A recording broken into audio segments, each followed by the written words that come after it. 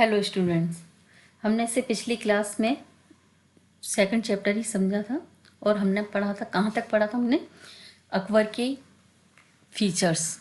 अब हम पढ़ेंगे अकबर के chief painters under Akbar. Chief painters under Akbar यानी अकबर के प्रमुख चित्रकार। इसमें हम पढ़ेंगे पहला वाला चित्रकार है मीर सैयद अली, जो ईरान से आया था और उनके पिताजी लेकर आए थे, अकबर के पिताजी। ठीक है, हम मीर सैयद अली के बारे में हम आपको बताएंगे मीर सैयद अली की क्या खूबियाँ थी, यानी क्या फीचर्स थे, उसके क्या विशेषताएं थी। ये ईरान की सफवी शैली का चित्रकार था। किस शैली का? सफवी शैली का चित्रकार था। और ये इसके फादर का नाम मंसूर था, जो एक बहुत बड़ा आर्टिस्ट था। सेकंड पॉइंट है अपना, हमजा नामा के चित्र इसके निर्देशन में बने, यानी इसने जो हमजा नामा जो चित्र बना था उसका डायरेक्शन मीर सैयद अली ने किया था। इसके प्रमुख विषय क्या थे? ये किस चीज़ पे पेंटिंग करता था? इसके सब्जेक्ट क्या थे? तो इसके सब्जेक्ट थे लैला मजनू का चित्र था, मजनू का जन्म, और खासकर इसने अपने पिता का चित्र बहुत सुंदर बनाया था। इसके अलावा इसने लौकिक और दैनिक, यानी सुबह से शाम तक हम जो करते हैं दैनिक जीवन से संबंधित इसने चित्र बनाए थे। ये इसके सब्जेक्ट थे। अब हम पढ़ेंगे सेकंड ख्वाजा अब्दुल समद सिराजी, यानी अकबर का दूसरा प्रमुख चित्रकार है ख्वाजा अब्दुल समद सिराजी। इसके बारे में हम पढ़ेंगे, ये इसकी क्या खासियत थी। इसको भी अकबर के पिताजी हुमायूं ही ईरान से लेकर आए थे। पहली खासियत तो ये थी। ये ईरानी कला केंद्र सिराज का रहने वाला था। कहाँ का? सिराज का रहने वाला था। और अकबर द्वारा इसे सीरी कलम की उपाधि दी गई थी। सीरी कलम की उपाधि क्यों दी गई थी? क्योंकि इसके आर्ट से खुश होकर अकबर ने इसको सीरी कलम की उपाधि दी थी।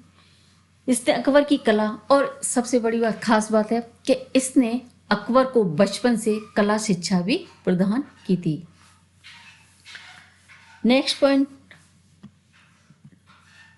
अब हमारे दो ईरानी आर्टिस्ट हो गए। अब हमारे पढ़ेंगे दो हिंदू प्रमुख चित्रकार, जिसमें पहला है दसवंत। अब दसवंत के बारे में हम पढ़ेंगे। अकबर की चित्रशाला में श्रेष्ठ हिंदू चित्रकार था ये, यानी he was the best Hindu painter. He learn painting from Abdul Samad, यानी इसने अच्छा कलाकार तो था और इसने पेंटिंग किससे सीखी? अब्दुल समद से इसने पेंटिंग सीखी, जो ईरानी प्रभाव लिए हुए थी। और ये हिंदू कलाकार था, इसका इंडियन प्रभाव था। और इसने रजमनामा में इसने बहुत ही सुंदर सुंदर चित्र बनाए, जिसमें हिंदू और ईरानी का टच दिया और एक नए चित्र का, जिसे हम फ्यूजन कहते हैं, बहुत सुंदर किया था। और इसके प्रमुख विषय थे दैनिक जीवन, पौराणिक दृश्य। मुगल कला में भारतीयता की देन भी इसी कलाकार की थी। यानी इसने किस कला पर बनाए थे?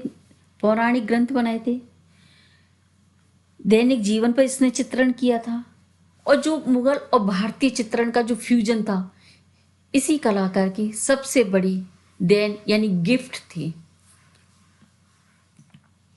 अब हम पढ़ेंगे सेकंड हिंदू आर्टिस्ट, बस इसका नाम है बसावन।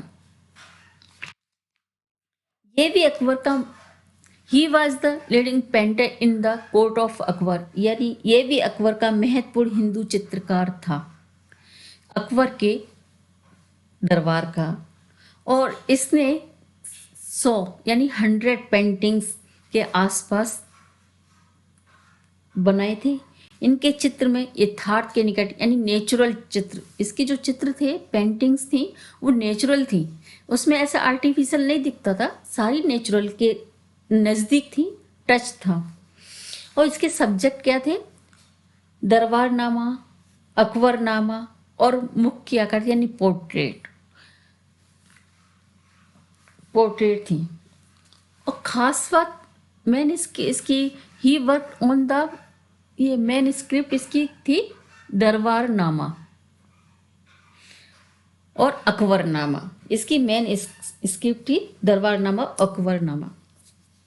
और ख़ास बात इसमें ये थी कि कलर का जो मिक्सचर होता था ये बहुत सुंदर बनाता था, बहुत अच्छा बनाता था। ये सबसे इसकी खासियत थी।